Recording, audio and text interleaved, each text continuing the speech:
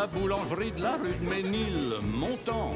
J'ai dans la vitrine repéré de beaux croissants. Je voudrais 4 chocolatines, ou est pour emporter, et 3 croissants. Tous les dimanches matins, Fred Sadoun vient humer l'odeur d'un pays qui lui manque. Au-delà de mon enfance, c'est l'odeur de la France qui est là, et puis la nostalgie de la France, et puis l'amour qu'on a de la France aussi, évoqué dans peu de choses comme ça. Mais cette douce France a pris ces dernières années un goût amer pour des gens comme Fred et sa famille.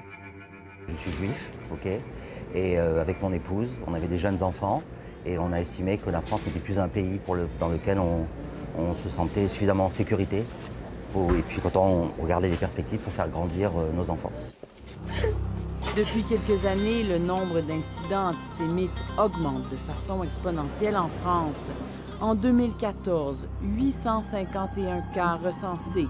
Agression, vandalisme, injures, c'est 2 fois plus qu'en 2013. Ce que les Français appellent le nouvel antisémitisme et qui est concentré dans les populations issues de l'immigration arabo-musulmane. Lorsqu'on était arrivé ici, avec mon fils petit, il avait 8 ans, on sortait de la synagogue et on avait la kippa sur la tête. Et il me dit « Papa, on a la kippa sur la tête, vite, il faut l'enlever ». Et je lui dis « Non, pas besoin, on est au Canada ». Est-ce que le Québec est un havre de paix pour les Juifs? C'est comme ça que je le vois, moi. C'est vraiment comme ça que je le vois. On peut arriver, être tranquille, faire sa vie, vivre ce qu'on est, et puis sans se sentir ni menacé, ni jugé.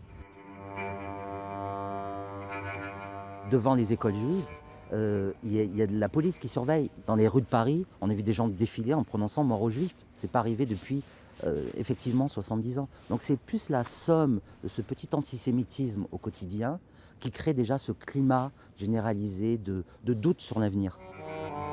Des doutes qui se traduisent concrètement par des départs. À Jérusalem, Dov Maimon travaille pour le gouvernement israélien sur un plan d'accueil des Juifs de France en Israël.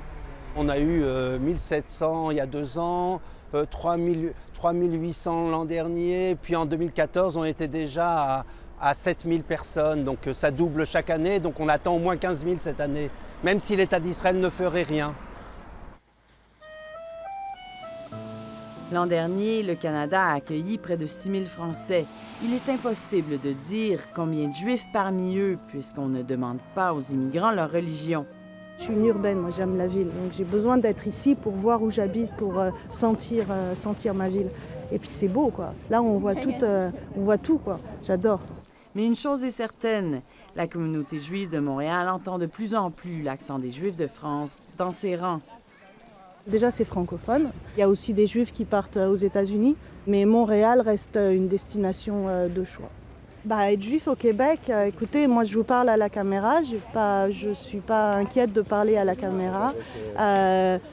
Dire que tout le monde nous aime ici, c'est sûr qu'il y a des gens, il y a des petites anecdotes antisémites à droite, à gauche, mais de là de dire qu'il y a un vrai sentiment antisémite au Québec, non, certainement pas.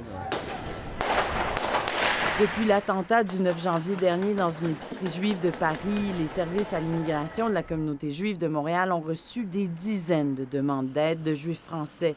Je ne sais pas pourquoi j'entends de toutes parts, de tout autour de moi, Canada, Canada, Canada, Canada. On n'a plus rien à faire en France. Le frère de Fred, Franck, veut lui aussi partir vers le froid.